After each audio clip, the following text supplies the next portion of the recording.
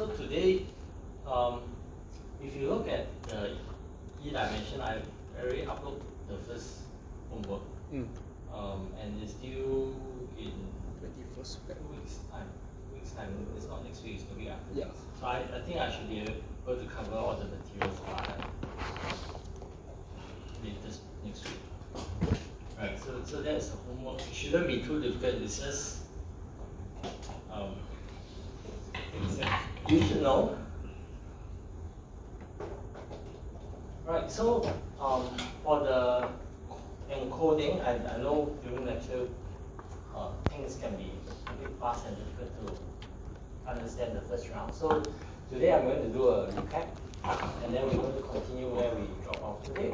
Basically, we are only looking still at source coding. Source coding.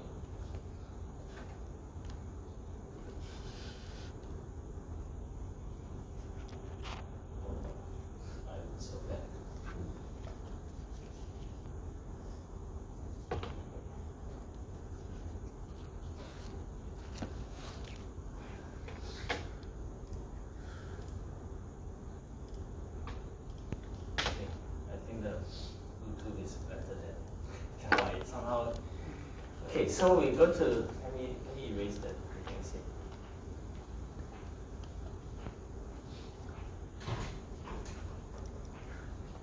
Right.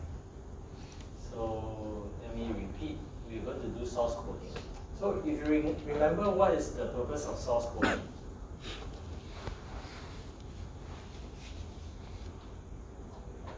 I mean, it is to really make use of what we know as the probability distribution of the symbols that we try to transmit, and then find a way if we can reduce the number of symbols we can transmit. So it's actually kind of, in a way, like a compression. I don't know why this is working so badly. Maybe I write slowly. It's in a way of compression. Right, we are trying to represent the data with using fewest number of bits. Right, so we know this can be achieved. In order to achieve, we need to understand what information is. So in Shannon, he actually thought of a very elegant way to describe what information is, and it's related to the probability. Right, so. Like, for example, we look at this again, right? I, which is information, is the amount of information gained after observing an event, right? And that event has a probability of this pk, right? So for example, let us give some concrete example. Let's go to the coin flip, right? So coin flip, if you are talking about H, the probability of getting an H or a tail is half, right? So if you substitute this into the equation over here, because it's 1/2, you will see that if you observe the event and you found that it's a head, then the information you gain is exactly 1 bit, right? On the other hand, let's say you have an event that is highly certain, right? Highly probable.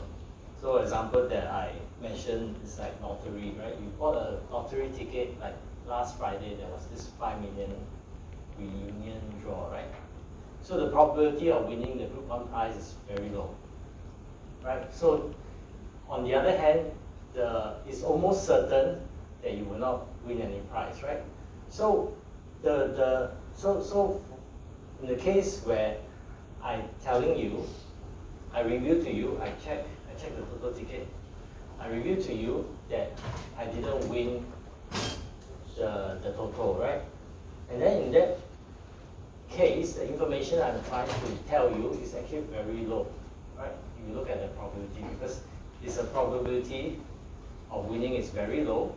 So this is 1 over something that's very low, and it's a log function, right?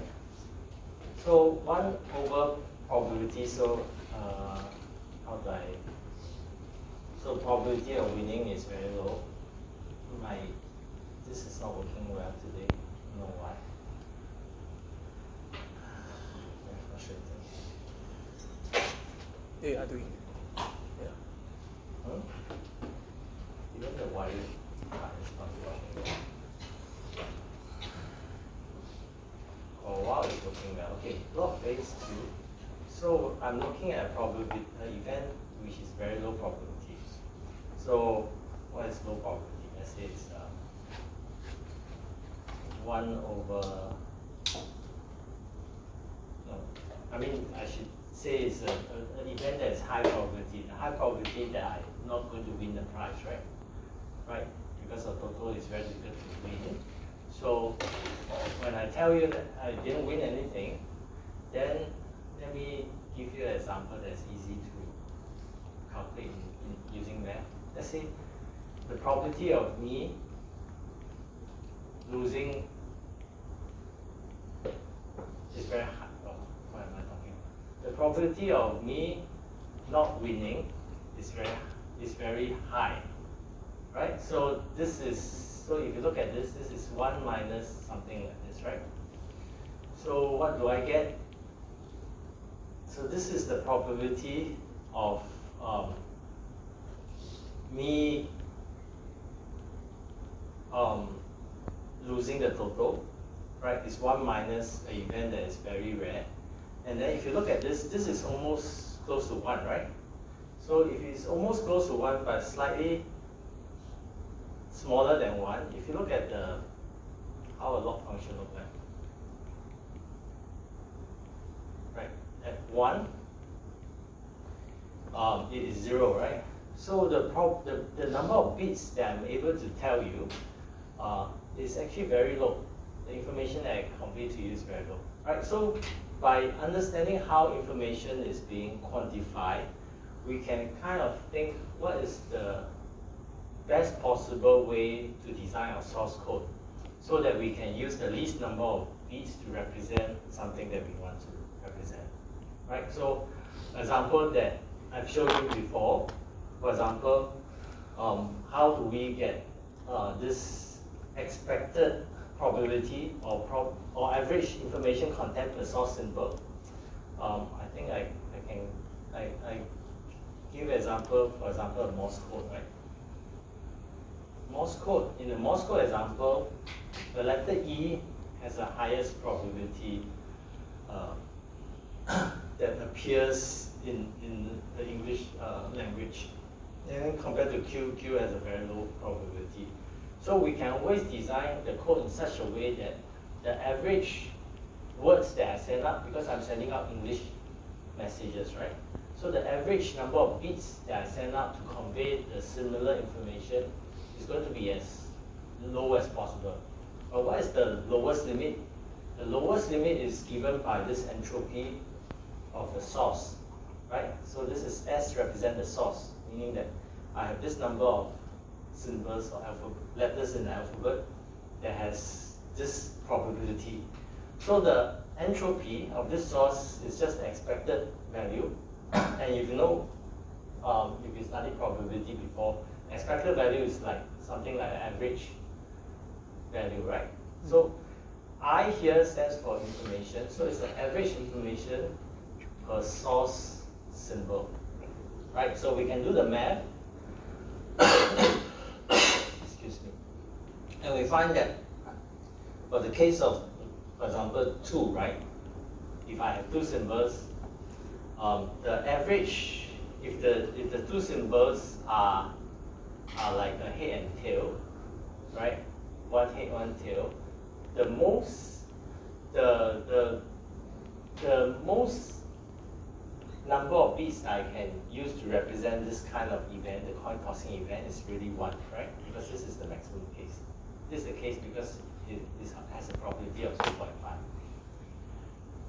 Right? So we also, actually last week, it wasn't explicitly stated in the slides, but I think I wrote it down somewhere that in source coding, the minimum possible value of an average code word length is given by the entropy of the source, right? And then you can find eta here, which is the efficiency, how efficient we are doing the source coding.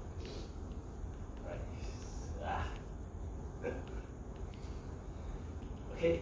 So for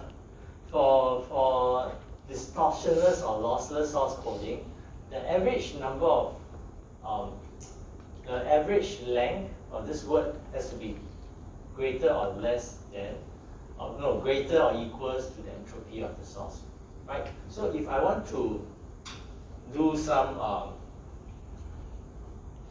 kind of compression, right? This is similar to a compression. Why this is similar to a compression is because you go back to the alphabet, right, of the Morse code. So Morse code, for example, is A to Z, right? A to Z. In order to represent each of these letters, by right, I should have 26 different ways to represent it, right? But because I'm making use of the probability that E is more often compared to another letter, let's say Q, I can change the number of bits that each of these I can use to represent a certain letter, right? So instead of using the same number of bits for all the letters, if I change the number of bits, making use of the known probability, I can potentially reduce the number of bits to represent the whole words. Alright? Alright, so like for example, in the computer, the letter is represented by ASCII code, right? So each of these English character is represented using 1 byte or 8 bits. But I can reduce the number of bits to transmit by carefully thinking if I'm going to use, like if I'm all the time I'm going to use this alphabet to transmit messages in English, then I will know that E probably will be used more often, right? So I can afford to think out a new coding system such that I can reduce the number of length in E. Right? So to do that, so in a way, this is what we call compression as well. So it's also called source encoding. Another term is really called compression.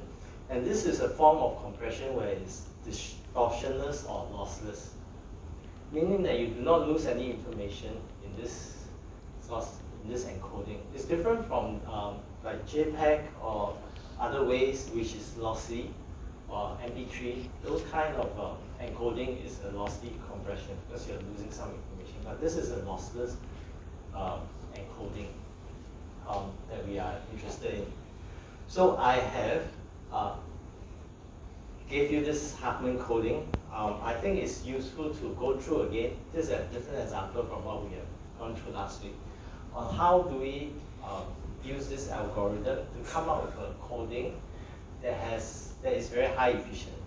Right? So for example, in this case I have A, B, C, D, E, F, right? So there are 6 symbols over here, 6 symbols, and they have different probability, right, of occurrence. A, the highest is 0.4, so 40% is there. So the first step is to arrange them in such a way that the highest probability is on top. Right, so you may have already noticed, right? In this case, your C, D, E, F are all having the same probability. So Hartman, it also means that Hartman coding is not unique. It means that there are more than one way to represent these symbols. This encoding. Right, this is not a unique way of coding. Right, so this is not unique. Okay, so we arrange them. Then the last 2 is probable symbols. We call them 0 and 1. Again, this is very arbitrary. We could have F here and E there as well, right? So this is arbitrary, but never mind. Let's put them together. So I represent 1 and 0 and combine the probability together. So 0.1 plus 0.1 becomes 0.2. So in my next round, this set of E and F, they are grouped together. So they are put into the same sequencing again. Again, we arrange them according to the probability, right? So this is the reason why you put them to the top is actually to, you later on you'll find that it's actually neater to do it this way. Because we want to be systematic, right? So 0.4, 0.2, 0.2, 0.2, and then this slides down, right? So you see on the graph, it looks quite neat if you do that. Right. Then again, the last two symbol, we gave it 0 and 1, combine them together, and then come up here again, right?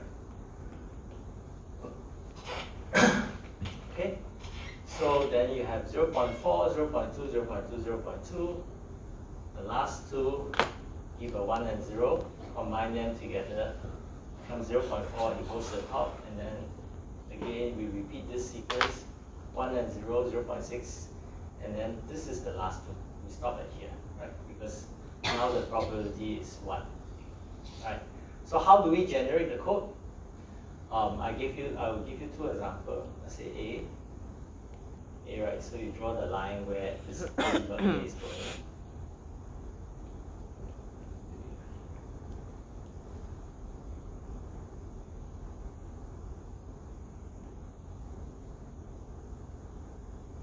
Right. In order to write a code for A, this is actually, look at this. This is 1, and then this is 1. Right, so this is 1, 1. Okay, let me use a different color and draw and give you another example. Right, let's go with D. Right, so D, symbol D, we go here, here, here, here, here, here, here,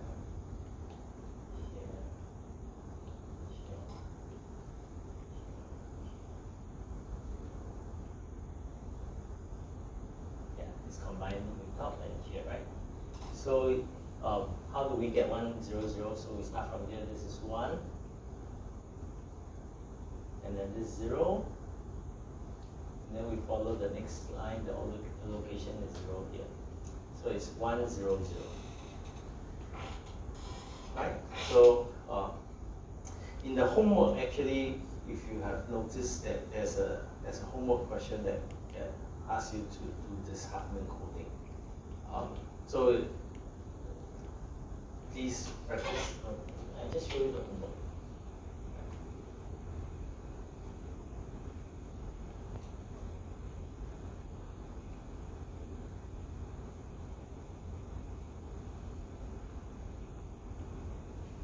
I think I need to restart my computer somehow. But anyway, let's take a look at the homework. So homework.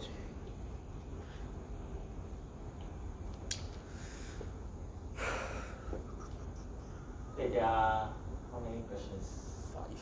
There are 5 questions. Alright, so it's due 21st February. So if you look at this homework, this is a halving code generation, Hartman code. So this is the message or the symbol that I'm trying to introduce, ABC, with different probability. Find the entropy of the source. We can find it, right? So now we have the equation. Design a Hartman code for the birth source and calculate the coding efficiency. Right, so this is something that you should be able to know. If the source generates 1 message per second, what is the minimum channel capacity required for the message to be transmitted with arbitrary small probability of error? Right? So this is something that later we're going to talk about channel capacity. We will deal with this later on. Maybe we can come back and revisit this homework question. And then to improve efficiency, we can actually encode 2 messages at a time. So if you encode 2 messages at a time, this is 3. Originally it's 3 messages. Then you can actually find out the probability of the different message, like AA, AB. AB is different from BA, right? Then you calculate the combined probability and design a Hartman code again. Then you can compare this to coding efficiency, right? To see whether when you combine the code, is it more efficient or not, right? So this is something that is expected of you for the homework, and also probably something that is easy for me to test it, right? Reasonable, right?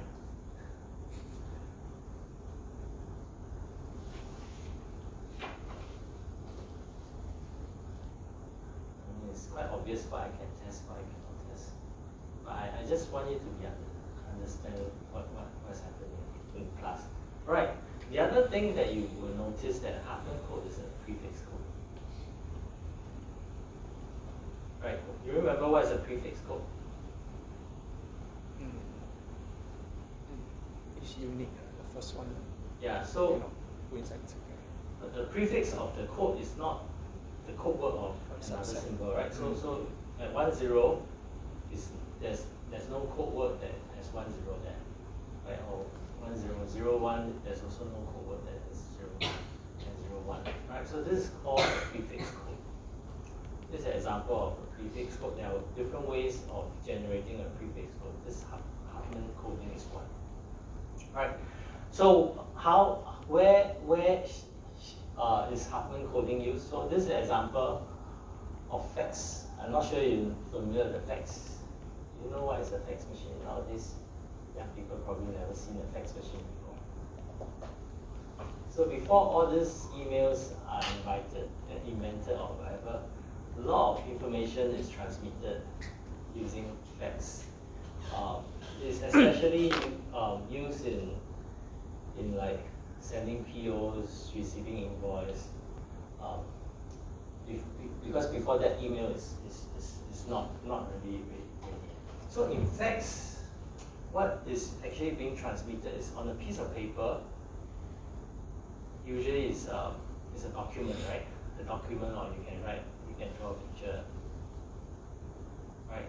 So on a piece of paper, there are only black and white, right? So there are colored fax, but it's not very common, not very popular. So most of the fax that we deal with are black and white. So in fax, the way data is being transmitted is that they are divided into pixels, and each of these pixels can be 0 or 1. 0, 0, 0 maybe is white space, 1 is a dark space, right? So you can actually scan it. First, of course, you scan it. Then once you scan it, you can actually, like depending on whether a space is 1 or 0, you can transmit this 1 or 0 using telephone line to the receiving end. So a typical line for fax has about 1,728 pixels in the line, right? So for example, in this case, what is being shown here is 200 whites. So you have 200 whites. So it's the fax is not printing anything because it's 200 white. Then you have 10 blacks. So this is black. And then you have 10 white. Okay, this is white. And then a lot of blacks. So this is 84 blacks. And then the rest of the message is white, right? 1424 is white. This is 84. And then this is 10 and this is 10.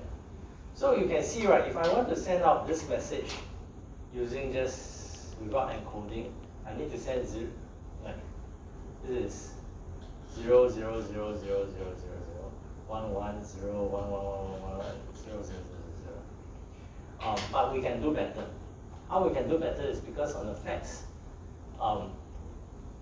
do you think the probability of seeing white is higher or black is higher? White, right? Because it's mainly on a white piece of paper with black letters. So the probability of white appearing is very high. But we can do more better than just using 0 and 1. Because in a line, usually you have a lot of zeros, right? So in this encoding, what was actually done is that you actually put 64 zeros together in a string and then give it a code, right? If I have 64 zeros, the code is 11011, right? If I have 320 zeros, then I use a different code. But if I have 64 blacks, you see the code length is longer, right? because the probability of having 64 black is lower than having 64 white, right? So you are trying to do compression, right? You are trying to using less bits to transmit the same information. So this is the strategy. Okay, so the table over here is not complete. I'm just cut and paste some of the things that we need to use for our encoding. So for example, 200 white. 200 white, we don't have 200 white on the table, but the closest we have is 192 white. So 192 white is represented by 0, 1, 0, 0, 0, 1, 1, 1, right? So this is 192. 200, so I still need 8 whites. So I look for this 8 number of whites is represented by 1, 0, 0, 1, 1. Right, and the next thing is 10 blacks. 10 black is here. This is 10, right? This is white, this is black. So black, I'm using this, so this 0, 0, 0, 0, 1, 0, 0. So this is 10 black. And then 10 white.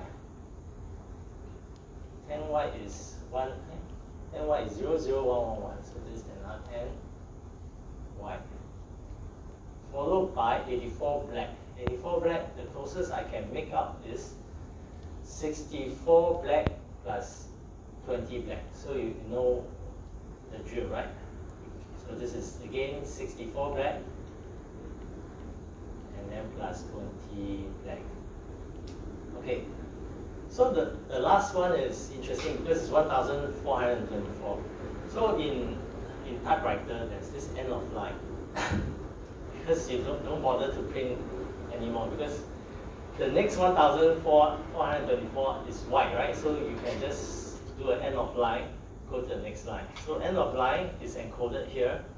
This EOL is called end of line. So it's encoded a string of 0 and then 1.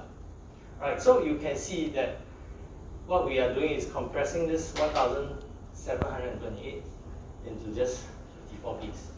So this is one way in the past we are able to transmit images written on paper using our telephone line, which is transmitting at very slow speed. If you want to transmit this, you see how many percentage we have already reduced the number of data. So this is Hartman coding. So the problem with Hartman coding is, of course, both your sender and receiver must have the same dictionary, meaning that they have this same table, right? So to have a standard, in this case, there's a standard. This is a CCITT text standard.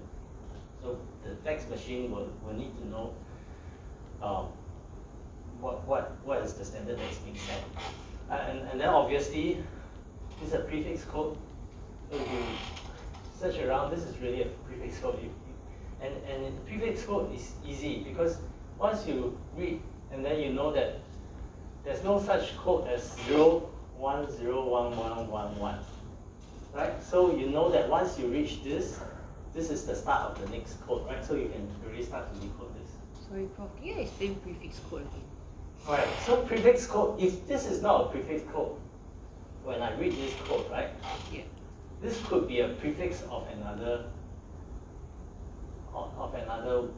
word, right? So I could have rock, or maybe 01, maybe it's a prefix. This is a prefix, right? Because prefix comes in front of the code. This prefix could be a code of another symbol. Okay? So I didn't add using this. I'll show you. Let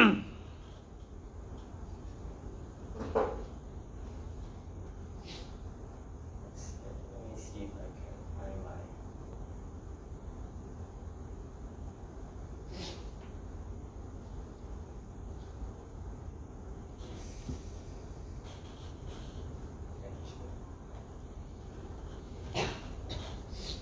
So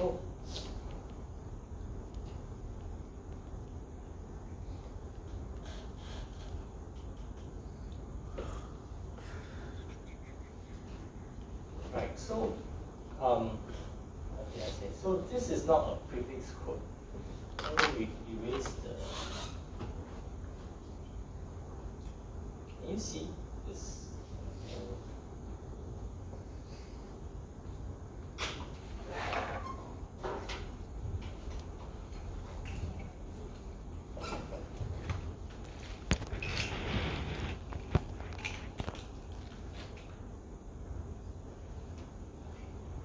So, code 1, let's look at code 1. So S0, S1, S2, S3, these are the symbols that I want to transmit. 0, 1, 0, 0, 1, 1, right? These are kind of the code that are used to represent these symbols. But this is not a prefix code because this is a prefix, right? And this is actually a code word. Prefix can be any length. Yeah, it can be any length, can be 1, 0, or 0, 1. So for example, in this case, right, this 0, 1 is actually also another, this is also a code word itself. So we want to avoid that. Then for the second code, right, if you look at S1, right, can't we say the 1 at the front is a prefix? Then No, because there's no symbol represented by 1, right? It's 1, 0, right? Unless S0 is represented by 1. So this is 1, 0. And then this 1, 1. 1, 1, there's no code. There's 1, 1. And this is 1, 1, right? So this is a prefix code. Right? So prefix code is kind of convenient, especially when you think of it for decoding. Right? During decoding, especially like you probably see for the case of text, straight away you will be able to tell, even though the length is not the same, you will be able to tell which is a code, where is the end of the code. Right? Because you are referring to a table. Right? So if you refer to a table, I don't have the whole table here. There's no code that is 0, 1, 0, 0, 1, 1, 1, 1. Right? So it means that this must be the code. Then I can decode already. Right? And then if you remember how the text work is like, it's like going line by line, right? So as you receive, you can already start printing the line. You don't have to receive the entire code, then you start to decode, right? You can actually, while receiving the data in the buffer, you can start your decoding. So this is 1001. There's no code that is like this. So you know this is a code, and then this is a code word. but then that means it will take a lot of computational power to decode it, isn't it? Because every time you look at a fixed number that comes in, you need to keep running through your entire chart. Yeah. Correct. I mean, there's but in this case, we are looking at more on communication side, right? We are looking at how much time. Of course, the hardware implementation is not really that complicated. Really, this is you can even use a CPU. You can do the calculation very fast. Yeah. So this code is just basically a specific arrangement that represents the runtime only, right? Yeah. So then you won't really interpret as like binary like 0, 2, 4, 8 that kind of thing, right? You know, like for binary, like for this one, for a certain, so it's like there's a certain value that represents that chunk. Yeah. No, you are not. So you're not using the table, right? No. So it's a totally separate concept. Yes. Okay. Yes. So this is the code word that represent how many zeros. Then when you decode also from left to right for this case. Yeah. Because you're receiving from here, right? You're receiving from there. It depends on whether you're receiving most significant bit or most. But in this case, you're receiving most significant bit. Okay. So this is like a compression, right? So then I introduce another coding which is quite famous, even though you never hear of this Lampel zip coding. So there are many variants. There are many variants. So this is actually some of the patterns that came out of it. So there's LZ, 77, LZ 78, LZ W. So there are different variants, but the concepts are very similar. So the LZ78 is used for like GIF, like encoding GIF. GIF is actually a non-lossy way of encoding an image. So this is a way that is quite commonly used in compression of files as well. Right. So how this is work? Okay. So apologies for the screenshot of a scanned copy. This I kind of inherited from Yuan's house, so I blame you. Next version will be better, but I think it's readable enough, right? Right. So let's say I have a string of blame him because he's not NTU, so. But he's still in school though, I just saw him in canteen. I thought he's still. Sometimes he comes here. Oh, wow, national. Okay, so let's say this is a string of numbers. The good thing about LZ coding, right, is trying to solve what the problem with Huffman code. Huffman code requires a probabilistic model of the source, meaning that, all right, it's fine if you are talking about the facts. Facts, you probably have a probability in mind that how many percentage of the paper is white and how many percentage is black. And then if it's talking about documents, maybe there's a lot of black lines. So these are kind of known probability. But then there are always things that are unknown. Unknown, for example, like images, right? You wouldn't know what's the percentage of white and black and all different colors, right? So you wouldn't know it. So you may not have the best compression if you don't know the probabilistic.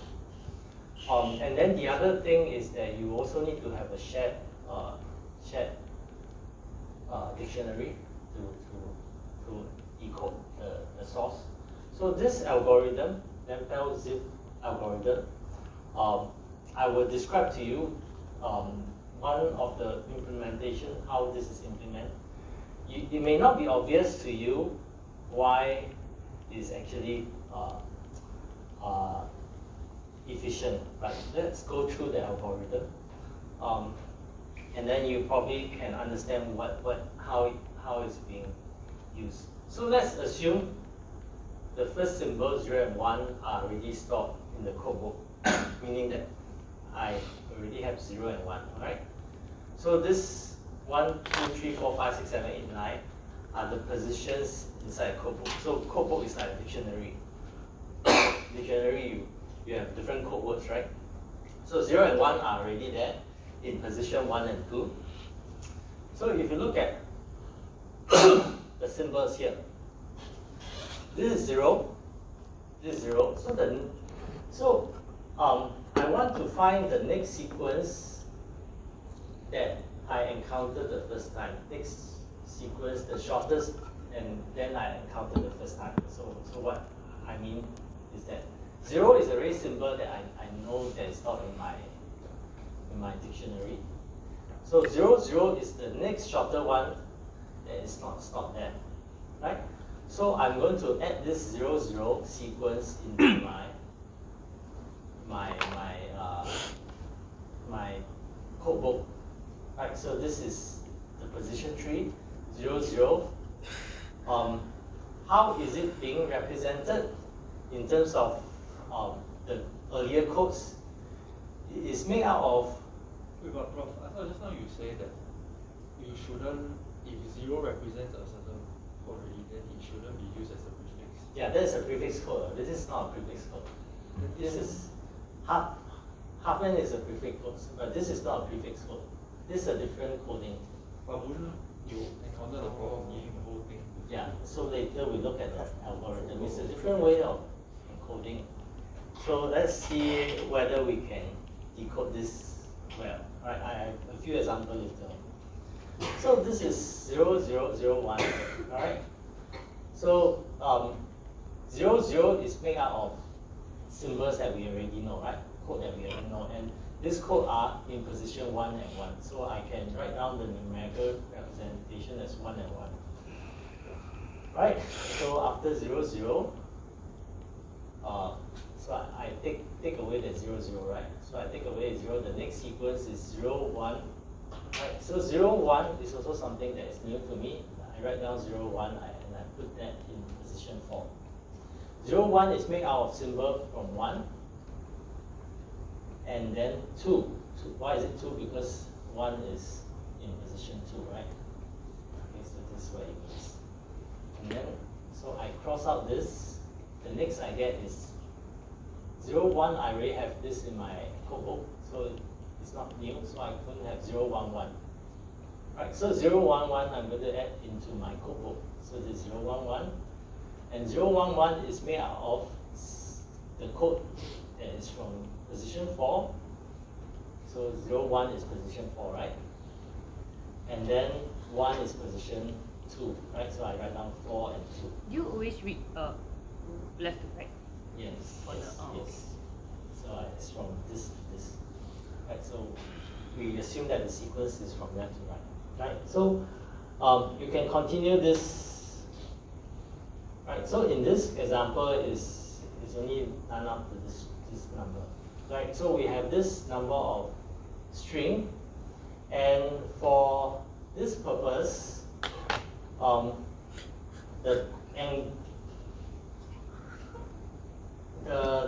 the code that is being encoded, right? So illustration. So this is actually I can put down as 0, 0, 0, 0, and then this is 0, 0, 0, 1, right? So this represents the position of this 1, 2, 3, 4, right? And so on and so forth. Okay, how do we make use of this? We go to the next page.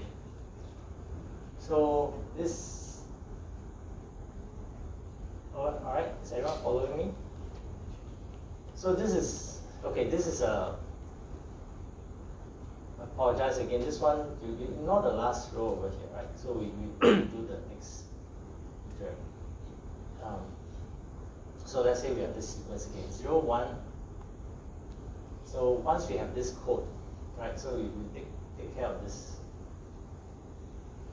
Right.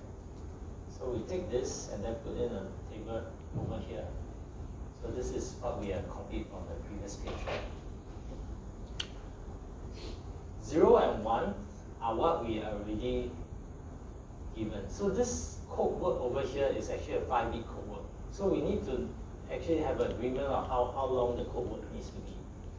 Right, so this is a 5-bit code word. Right, so I'm going to encode each of this symbol into a 5-bit code word.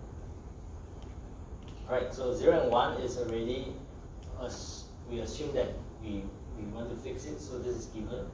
So the code word will be 0, 0, 0, 0 and 0, 0, 0, 1. The position of this code is actually in position 1, right? You can convert binary to decimal. Can, right? So this is 1, this is 2, this is 3, this is 4, this is 5, this is 6, 7, 8. Right, you know how to count. Right, so this, then I write down, in this position, I've stored this 0, 1, 0, 0, 0, 1, 0, 1, 1, 1, 0, 0, 1, 0, 0. And these are the sequences, at least in the code. Okay? So I list it down. Okay, let's see how to encode this. So these are already given, so I'm not going, these are fixed. The first two are fixed. Right, so let's see how this is being encoded. Zeros. How about the one dictionary content or don't have any notation?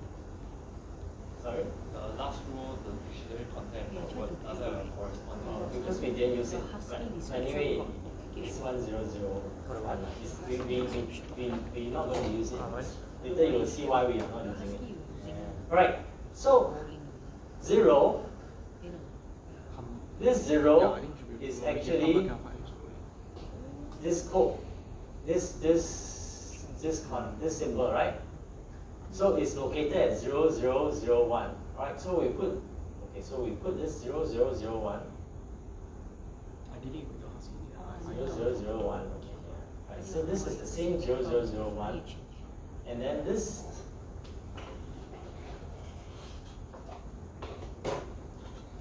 symbol over here, this 0.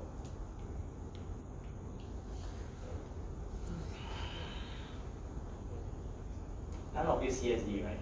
You find this confusing, that's why you're in EPD. Okay, sorry, no. It's actually very interesting because these are like mind exercise. Logic. Yes. So this 0 over here, you just write 0 here, right? So the next sequence is 0, 1, right? 0, 1 is again, the dictionary location is here, right? 0, 0, 0, 1. Right, so I put this out 0, 0, 0, 0, 1. And then the remaining code is 1, right? So I put 1 here. Okay? Let me do one more time. Alright, okay, let's look at. So Prof, when you look at the code, you always grab it by 4 bits. You take the first Yeah, 4 because bits. it's an address. The address is a 4-bit address. So that means there's always an address at the start of the code. Yes. Okay. So this is actually 4-bit, right? Yeah, we use a 4-bit address. I should mention that this is a 4-bit address.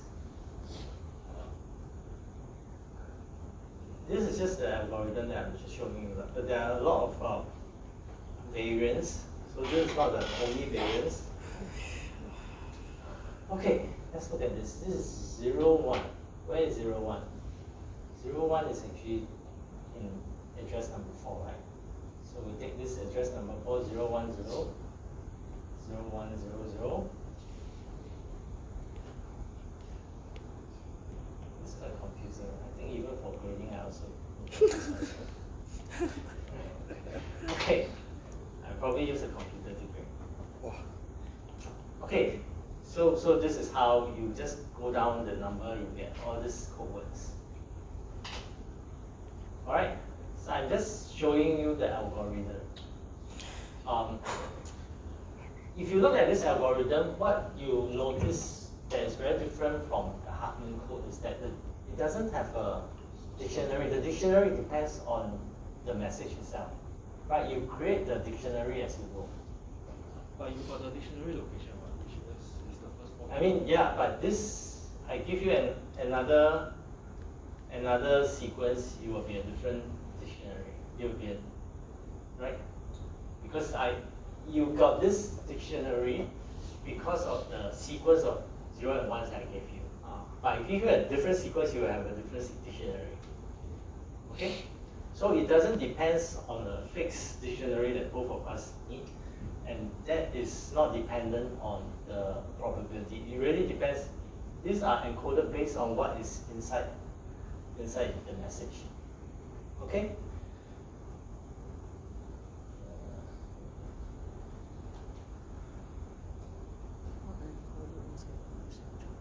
Computer is slow even in turning a page.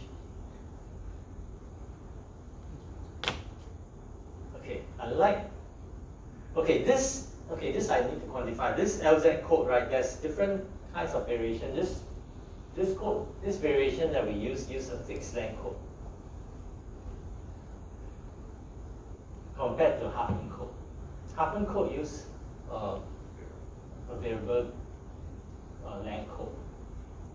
That is okay when you know what is the probability. Then you can assign a shorter length code for higher probability symbols, right? So you want to try to see whether you can at least get, okay, try, I think, Cohort, actually I wanted you to try. Can you go up to number 6? See whether you can get up to number 6. Right, so we are using 4-bit dictionary, right? So this is a 4-bit dictionary. Can you try to encode this, come out with the code word for this?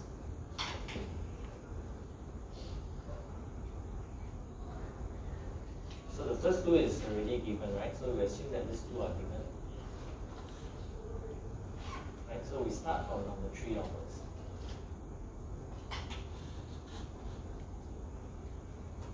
So from the code word corresponds to the alphabet, is it? Not necessarily. In this case, it's just a binary, just 1 and 0. Or it can be symbols as well. In this case, it's just 1 and 0. Alright, so I give you a head start. So the first one is actually 1, 0, right? 1, 0, right? 1, 0 is made out of 1 and 0. The first one is actually in address 0, 0, 0, 1. So this is 0, 0, 0, 1. And then the next one is just 0, you add 0 behind. Right, so you are done with the 1, Sorry, 0. Prof. How do you know you're, for the dictionary you're supposed to look at 1, 0 and not like, let's see, number 14, 1, 0? Sorry? Like, the first one you take is 1, 0, right? But assuming you are looking at the long number at the top, then it can be 1, 0, 1 also, right? Or 1, 0. No, it's the first shortest one that you encountered. Oh. First shortest one that you have that is not inside your dictionary. So 1 is inside, 0 is inside. But 1, 0 is not yet inside, so you encode that. Okay, try the next maybe couple just to make sure that you know. Wait, Prof, explain again. 1, 0 is not what? Alright, let's go through. Alright, so this is the message that I'm sending. So we always assume that the first two, in this case is 1 and 0, they are encoded as follows. They are in this address location. Right? So it's different from what we had previously. Previously was 0, 1, the location is swapped. But given this, if you look at sequence, right? 1 is already in my dictionary. 1, so the next sequence that's not in my dictionary is 1, 0. 1, 0 is not in your dictionary. Isn't it the third one? No, I'm creating the dictionary. So when I create the Then dictionary, you cover your iterative. it's from you start from there, then you slowly build up. Like for 4-bit dictionary, of course, the sequence that you can have is up to the 15 different code words. Then I mean the 16. So beyond that, you can't actually arrange any code word. So this is your code word that you use. Okay.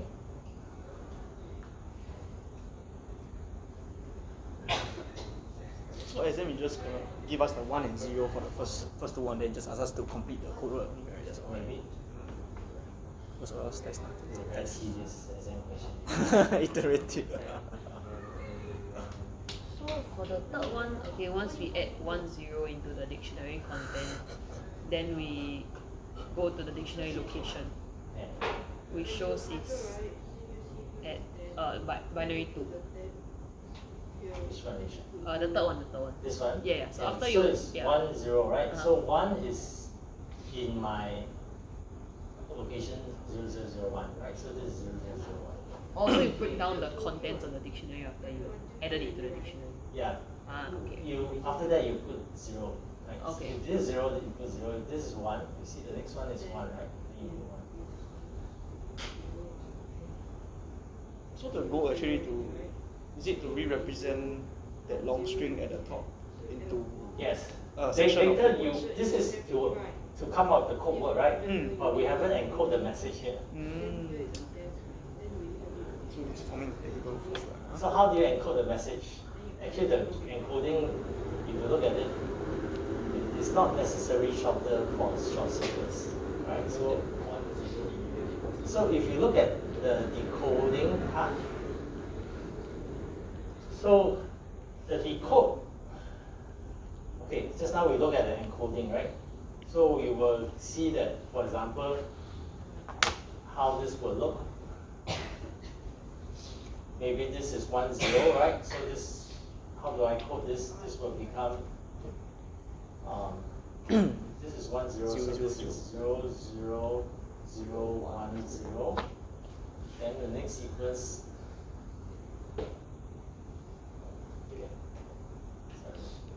so if I want to encode this, right, because this is the way of just coming out of the code word, right? So I need to encode it. So this is 1 0 and then this 1 1. 1 1 is 0 0 0 0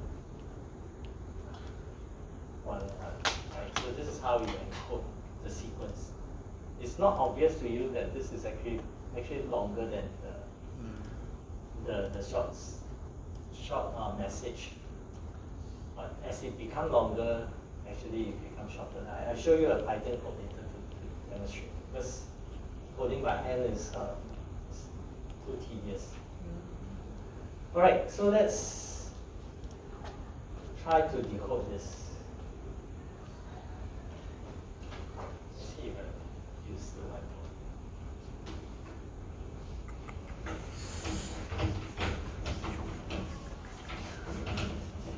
Any strategy to decode this?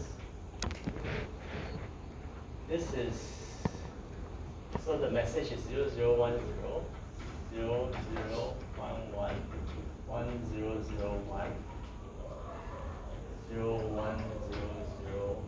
okay, and so on. Right.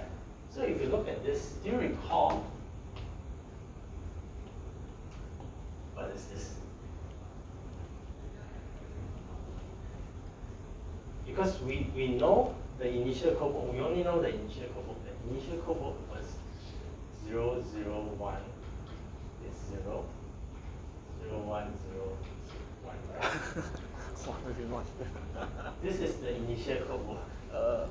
So this is a code word. So what do you think it represents? 0 0. Yeah, because you have 001, right? So this represents 0 0 0. 0.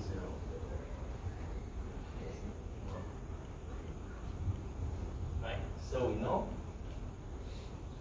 0 0. 0. So it's 1 0. Okay. 0 0 is the, okay, so this is number 1 location, this is number 3, right? 3 location is 0 1 1, right? So this is the sequence of code that is 0 0. Right, this is my code word. Right, so my next sequence is, what do I have? 0 0 1 1, right? Right, so 0 0 1 and 1, so it's 0 1. Right, this is number 4, and number 4 is 1 0 0. Right, so this is 0 1. Okay. 1 0 0. 1 0 0 is actually 4 1. 4, right? Which is 0 1. And then 1, which is 1. Right, so this is also a new. Is it a new sequence? No, right? No, it's 3 0 0. Right. 0 0. So, but this is, so we don't add anything to the code word, right? Then what is 0 1 0 0? 0 1 0 is 1, and this is 0. Is 1 0 inside? No, right? 1 0 is not inside this 1 0. And then this is a very manual way of doing it. I'm sure a computer code can do this quite faster. The next sequence is 1 1 0 0. 1 1 1 1 0 0 I don't have, right? So it's 1, right? So this is 1. And then next sequence 1 0 0. 1 0. 1 1 0. Oh, it's 1 1. You know what? Okay, 1 1. 1 乱加。 Shit. 1 1. So 1 1, is it there?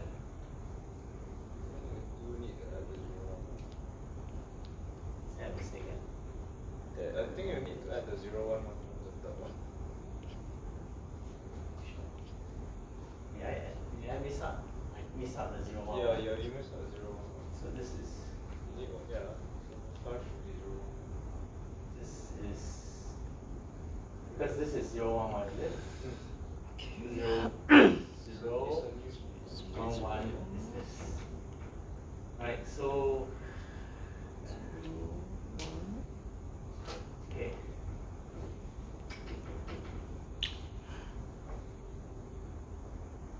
Yeah.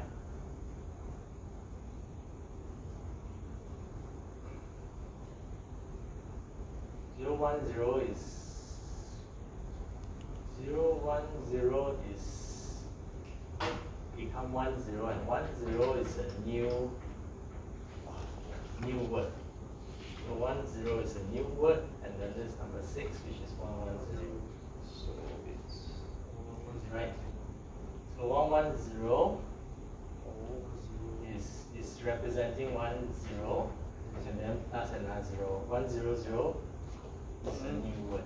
So this 100 is 11117. And then the last sequence is 1101. 110 is 10. And then this 1. 101 is the new word. 101.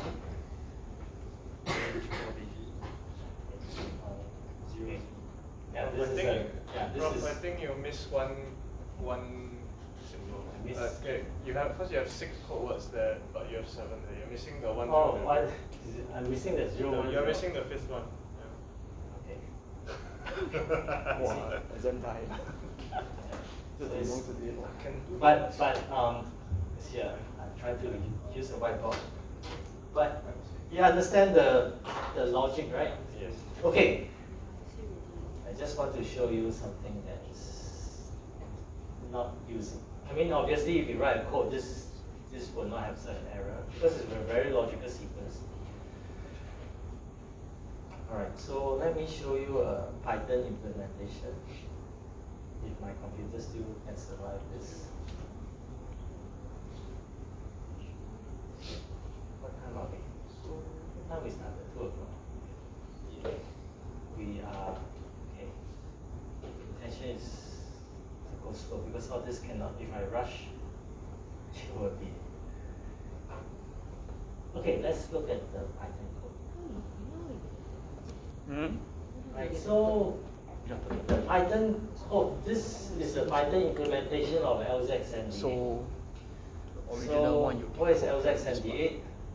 But then since this combination does not exist here, so yeah, Okay, new one.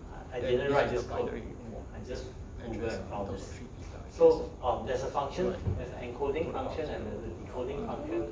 Basically, it goes through the combination. If it's not inside the code word inside the sequence, then you add another code word. So in this case, I'm not just encoding 0 and 1. Just giving babies, Because I am encoding, okay, this is too much. I cut away this first. I am encoding letters, right? So let's say hello world.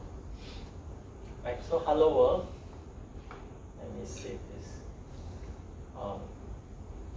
If I run this code, it will encode my hello world into a sequence of something like that. Right? You see. So my input was hello world. So if you look at this, the encoding actually has a it's not a long line of code. If you read, you probably can understand. So this is a dictionary. So my H is 1, E is 2, L is 3, O is 4. These are the position of the code. So if you look at this, actually it doesn't make sense, right? Your encoded sequence is more than your input, right? So, but it becomes beneficial if you go to this is an example of input. Do you know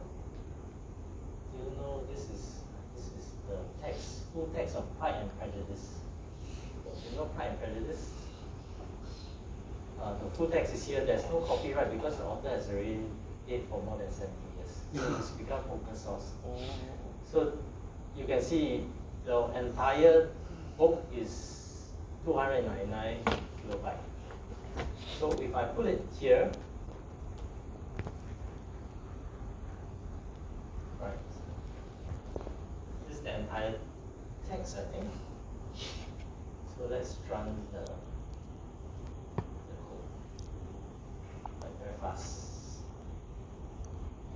Very fast. And no, I didn't save, sorry. Save. Okay, not too slow. And then this is the encode. The encode also looks very long, right? Encoded text also look very long. The input also very long.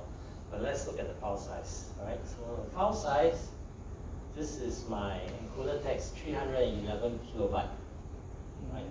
And then the encoded text is 282 kilobyte. Slightly better. Right? Does it But- scale as you get way bigger? Yeah, I files? think so, because it really depends on your sequence of letters and words.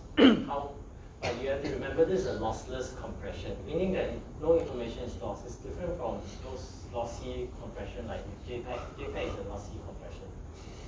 As you compress more and more, you get less information. You cannot decode back the original image, right? But this is a lossless.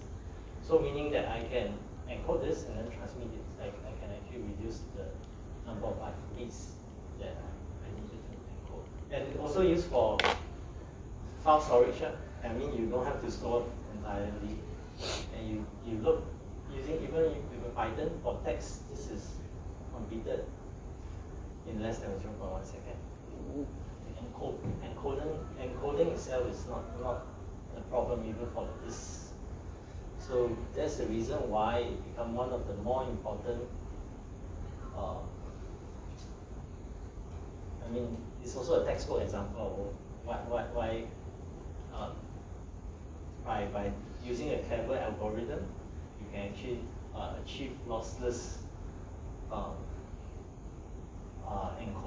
encoding. And this is something that you don't need the code book. You don't need my computer don't need to have a dictionary. I can just implement the code like this, and you can do compression very easily. No, so the difference is just you just need to give two starting as compared to the whole thing. Yeah. Okay. All right. Do you think a break? Okay, let's take a break.